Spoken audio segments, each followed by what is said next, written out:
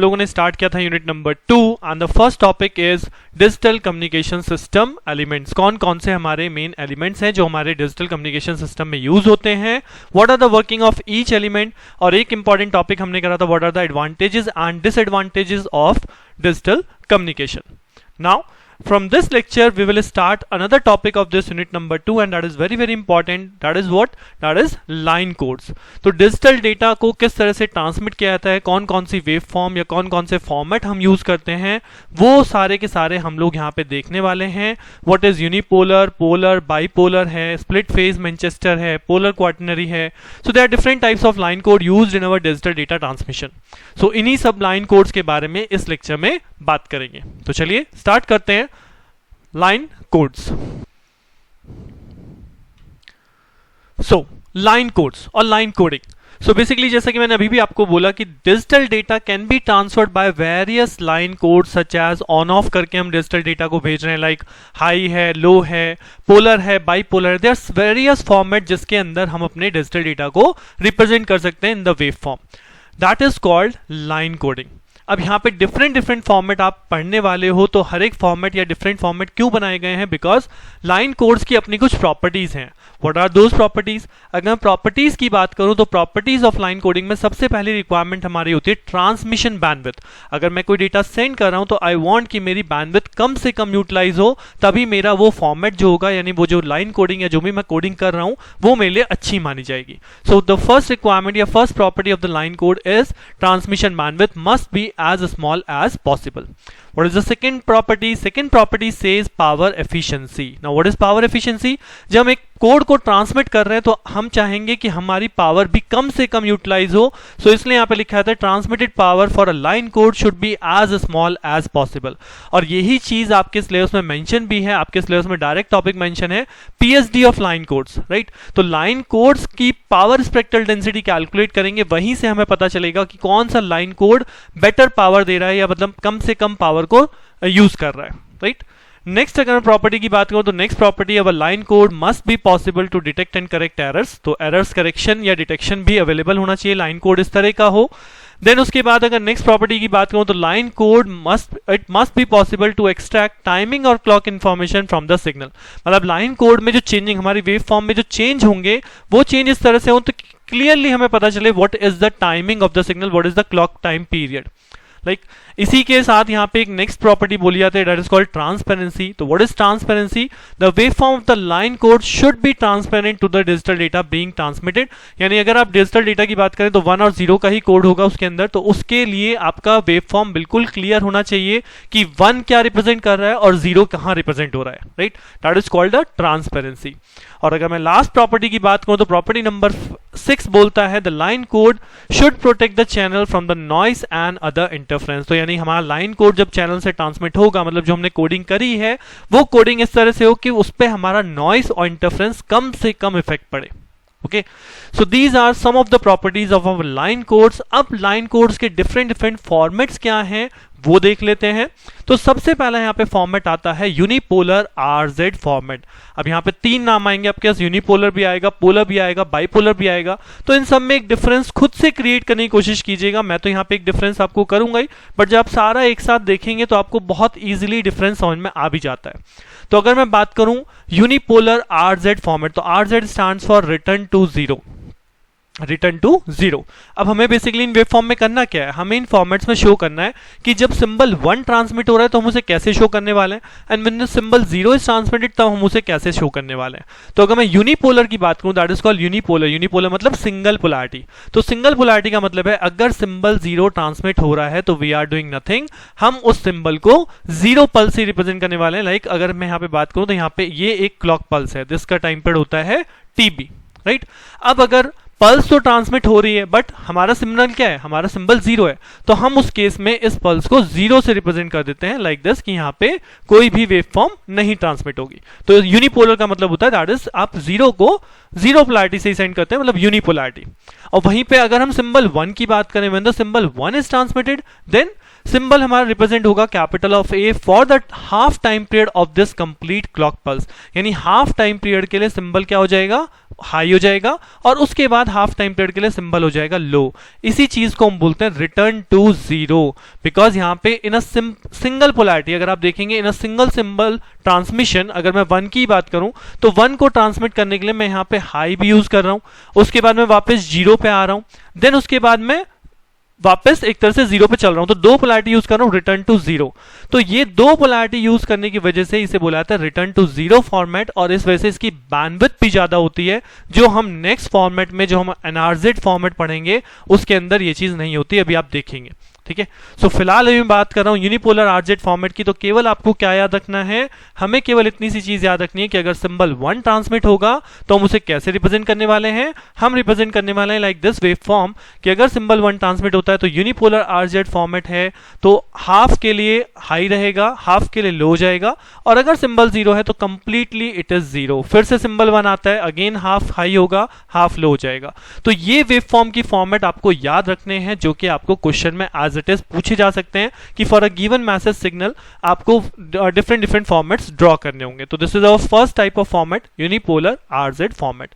अब इसी का नेक्स्ट देखते हैं, यूनिपोलर एनआरजेड। तो मैंने क्या डिफरेंस बताया, एनआरजेड और आरजेड का बीच में डिफरेंस होता है, this is return to 0 and this is non return to 0। तो नॉन रिटर्न टू 0 का मतलब है यहां पे जो आपका हाफ पोलैरिटी चल रही थी, यानी हाफ में वो वापस रिटर्न टू 0 हो रहा था, ऐसा यहां पे कुछ नहीं होगा। नाउ इट इज क्लियर कि जब सिंबल 1 ट्रांसमिट होता है तो this is completely magnitude A for the complete duration of the wave, यानी अगर मैं इसे रिप्रेजेंट करूं तो for complete duration it is A and it is equal to 1। और अगर 0 है तो बिकॉज दिस इज यूनिपोलर, तो यूनिपोलर में हमने पहले ही बोला है कि यूनिपोलर में सिंबल 0 के लिए हम 0 ही पोलैरिटी रखते हैं, तो 1 के लिए कंप्लीट ए, 0 के लिए कंप्लीट 0। तो this is the difference between unipolar NRZ and polar unipolar RZ, right.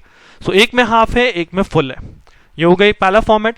अब यूनिपोलर से बाद हम आ जाते हैं पोलर पे, आरजेड एनआरजेड उसमें भी चलेगा। तो अगर मैं पोलर आरजेड की बात करूं, the first for next format is polar RZ format. तो पोलर आरजेड क्या कहता है, now it is seen that is it polar. तो पोलर का मतलब है, अभी मैंने यूनिपोलर में आपको क्या डिफरेंस क्रिएट किया था कि वहां पे 0 जब सिंबल ट्रांसमिट होता है तो कोई पल्स ट्रांसमिट नहीं होती, but now it is polar. तो पोलर का मतलब है सिंबल 1 के लिए भी पल्स ट्रांसमिट होगी और सिंबल 0 के लिए भी पल्स ट्रांसमिट होगी, राइट।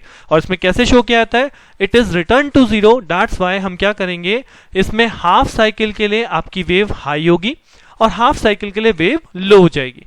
वहीं पे जब सिंबल 0 आएगा तो हाफ साइकिल के लिए वेव का मैग्नीट्यूड हो जाएगा -a/2 और हाफ साइकिल के लिए वेव का मैग्नीट्यूड हो जाएगा 0। दैट मींस अगर हम इसे रिप्रेजेंट करें in term of wave form, तो this is the wave form of polar RZ format, कि अगर सिंबल 1 है तो हाफ साइकिल के लिए a/2, देन उसके बाद ये 0 हो जाएगा। अगर सिंबल 0 है तो that is -a/2 half cycle के लिए, उसके बाद ये 0 हो जाएगा। तो अगर आप ये टाइम पीरियड देखेंगे, this is the time period. So ये एक कंप्लीट टोटल टाइम पीरियड है जिसे हम बोल रहे हैं clock period TB, right. Similarly अगर आगे सपोज आपके पास 1 आता है तो that's again same thing, 1 half high half low. तो यही सेम प्रोसेस आपका चलता रहता है, किसी भी मैसेज सिग्नल के लिए आप वेव फॉर्म को ड्रॉ कर सकते हैं।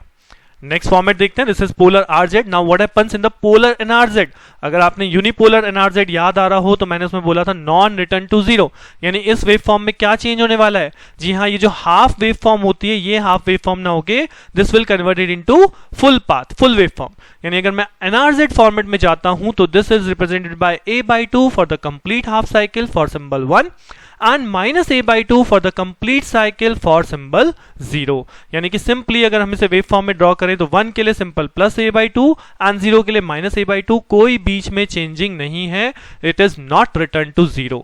इसलिए जब हम आगे पावर कैलकुलेशन करेंगे तो मैं आपको बता चुका हूं return to 0 it requires larger bandwidth as compare to NRZ. तो NRZ is better as compare to RZ. तो हम जो पावर कैलकुलेशन करने वाले हैं वो इस एनआरजेड फॉर्मेट के लिए ही करने वाले हैं, एनआरजेड फॉर्मेट्स की पावर कैलकुलेशन, राइट, चाहे वो फिर यूनिपोलर है, पोलर है, या जो हम आगे अभी फॉर्मेट देखने वाले हैं, राइट।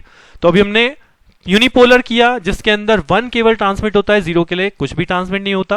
पोलर के अंदर दोनों के लिए ट्रांसमिशन चलता है, 1 के लिए भी और 0 के लिए भी। Now bipolar, so bipolar NRZ format says alternate mark inversion also. अब इसे क्यों कहते हैं वो भी आपको पता चलेगा, बिकॉज इसके अंदर रिप्रेजेंटेशन होती है successive ones are represented by pulses with alternate polarity and 0 are represented by no pulse। इसमें 0 के लिए कोई पल्स नहीं है, बट जो alternate, जो सक्सेसिव वंस आएंगे उनको हम alternate polarity से दे रहे हैं। इसका मतलब क्या है कि अगर सपोज आपके पास मैसेज सिग्नल है 101, राइट, सो फर्स्ट वन को अगर मैंने प्लस ए पे रखा है तो 0 के लिए कोई पल्स नहीं है, बट जो नेक्स्ट वन आएगा now it is on minus of A. अगर मैं कहता हूं इसके बाद मेरा एक और वन आ जाता है तो +1 पहले वन के लिए प्लस ए, फिर माइनस ए, अब फिर से वन आया तो it will become again plus A. Suppose उसके बाद आपका एक और वन है तो now it is again goes to minus of A. So ये ऑल्टरनेट मार्क इन्वर्जन चलता है, जिसे हम बोलते हैं AMI, in short alternate mark inversion. क्यों? क्योंकि इसमें ऑल्टरनेट वंस की पोलैरिटी हमारी चेंज हो रही है, 0 पे कोई पोलैरिटी नहीं है, वंस पे चेंज हो रही है। That is called bipolar NRZ format, right. तो आई थिंक अगर आप वीडियो को यहीं पे पॉज करें और इन तीनों को जो आपने लिखा हो, नोट डाउन करा हो, साथ के साथ देखा हो, तो आप इन तीनों को देख सकते हैं। आपको तीनों में डिफरेंस क्रिएट हो जाएगा, what is unipolar, what is polar, what is bipolar, जो मैंने भी आपको बताया कि तीनों में डिफरेंस कैसे देखना है। बाकी जो डिफरेंस आप बनाना चाहें बना सकते हैं। देन उसके बाद नेक्स्ट लाइन कोड हमारा आता है split phase Manchester. Now the name define split phase Manchester. तो इसके अंदर दोनों कॉम्बिनेशन आ गए हैं। क्या कि जब सिंबल 1 ट्रांसमिट होगा तो हाफ साइकिल के लिए a/2 and other half cycle के लिए -a/2, राइट। तो स्प्लिट फेज मैनचेस्टर बिल्कुल सेपरेट है। सिंबल 1 है तो हाफ साइकिल के लिए प्लस हाफ यानी और नेक्स्ट हाफ साइकिल के लिए -a/2। वहीं पे जब सिंबल 0 ट्रांसमिट होगा तो फर्स्ट हाफ के लिए -a/2 और सेकेंड हाफ के लिए +a/2। यानी कि क्या हो रहा है, अगर हम इसे वेव फॉर्म में देखें तो सपोज दिस इज सिंबल 1, तो सिंबल 1 अगर आएगा तो सिंबल 1 के लिए हाफ साइकिल के लिए a/2 और अगले हाफ साइकिल के लिए -a/2। This is basically total time period TB, right. अब अगर सिंबल 0 आता है तो ये -a/2 से स्टार्ट होगा, -a/2 हाफ साइकिल के लिए, उसके बाद हाफ साइकिल के बाद +a/2, तो ये आपका यहाँ पे पल्स एंड हो रही है। This is the symbol TB, और ये जो half symbol half time period दिखाया गया दिस इज योर TB/2। तो हाफ साइकिल के लिए हाई, हाफ के लिए low, that is called split phase Manchester. और इसके बाद अगर हम बैंडविड्थ की, हमने सबसे पहली बात क्या की थी, बैंडविड्थ की, लाइन कोड में बैंडविड्थ कम से कम यूटिलाइज होनी चाहिए। तो इसी चीज को एडवांटेज के तौर पे लाते हुए नेक्स्ट लाइन कोड लाया गया, और उस नेक्स्ट लाइन कोड का नाम आया क्वाटरनरी NRZ फॉर्मेट। तो क्वाटरनरी मतलब हमने यहाँ पे मैसेज को सिंगल बिट रिप्रेजेंट नहीं कर रहे, now we are combining the 2 bits, now we are combining 2 bits. तो जब मैं 2 बिट्स के लिए एक सिग्नल भेजूंगा तो अल्टीमेटली अगर मेरे पास 8 बिट्स हैं, राइट, तो पहले मैं क्या कर रहा था, 8 बिट के लिए 80 पल्स भेजनी पड़ती, लेकिन अब मैं क्या कर रहा हूं, अगर 8 बिट को मैं 2 बिट के कॉम्बिनेशन में कर रहा हूं तो I will require only 4 bits, 4 combination, यानी कि मैं 4 पल्सेस ही सेंड करने वाला हूं। तो दैट मींस मेरी बैंडविड्थ रिक्वायरमेंट कम हो जाती है। सो अगर आपको क्वाटरनरी NRZ फॉर्मेट बनाने के लिए आता है तो आप मैसेज के कॉम्बिनेशंस को लेंगे, और हर एक कॉम्बिनेशन क्या रिप्रेजेंट कर रहा है, 2 बिट के कितने कॉम्बिनेशन होते हैं, फिर रिमेंबर डिजिटल, तो 2 बिट के यहाँ 4 कॉम्बिनेशन है, 0 1 2 एंड 3, 0 0 0 1 1 0 1 1। सो वही 4 कॉम्बिनेशन को रिप्रेजेंट कैसे किया गया है, now this is -a/2 -3a/2 +a/2 and +3a/2। यानी 1/2 में आप मतलब डिफरेंसेस में क्रिएट कर सकते हैं, a/2 है -a/2 है, तो ये 4 सिग्नल एम्पलीट्यूड इस मैसेज कॉम्बिनेशन के लिए बनाए जाते हैं। तो जो आपको क्वेश्चन में गिवन आएगा तो उस क्वेश्चन के अंदर आपको मैसेज का कॉम्बिनेशन करना होगा। सक्सेसिव बिट कंबाइन होती हैं, ध्यान रखिएगा, सक्सेसिव बिट्स, जो भी सक्सेसिव बिट है उन्हें कंबाइन कर दीजिए। तो अगर सपोज पहली सक्सेसिव बिट 0 0 दिखा रही है तो मैं क्या पल्स भेजूंगा, मैं पल्स भेजूंगा -3a/2। तो अगर ये बिट 0 0 शो कर रही है तो देखिए यहाँ पे एम्पलीट्यूड कितना है, -3a/2 for the complete duration of. अब यहाँ पे कितनी ड्यूरेशन चलेगी, जी हाँ, यहाँ पे ड्यूरेशन आपकी चलेगी ट्वाइस ऑफ TB, क्योंकि TB क्या था, TB तो 1 बिट का टाइम पीरियड है, TB 1 बिट पीरियड है, और मैं यहाँ पे 2 बिट कंबाइन कर दे रहा हूँ, तो ये जो मैग्नीट्यूड मेरा जाने वाला है पल्स का, ये 2 बिट लंबा हो जाएगा, ये जो टाइम पीरियड आएगा this is twice of TB, right. तो दिस इज सेपरेट, एकदम सेपरेट दिखाई देता है क्वाटरनरी NRZ फॉर्मेट। तो जब आप सारे फॉर्मेट्स एक साथ लिखोगे आपको सारे फॉर्मेट एकदम से याद रहेंगे कि हाँ किस फॉर्मेट के अंदर किस पर्टिकुलर पोलर है, यूनिपोलर है, बाईपोलर है, स्प्लिट फेज मैनचेस्टर है, क्वाटरनरी है, तो हम कोई भी फॉर्मेट को वहां पे ड्रॉ कर पाएंगे, राइट। तो इस लेक्चर में यहीं तक रखते हैं। नेक्स्ट लेक्चर में मैं आप लोगों के साथ एक प्रॉब्लम डिस्कस करेंगे जहां पे एक मैसेज सिग्नल्स के थ्रू इन सभी वेव फॉर्म को बनाना सीखेंगे कि अगर एक गिवन मैसेज सिग्नल है उससे सभी वेव फॉर्म को एक साथ कैसे बनाया जा सकता है। स्टे ट्यून्ड विद मी, मिलते हैं नेक्स्ट लेक्चर में। Thank you.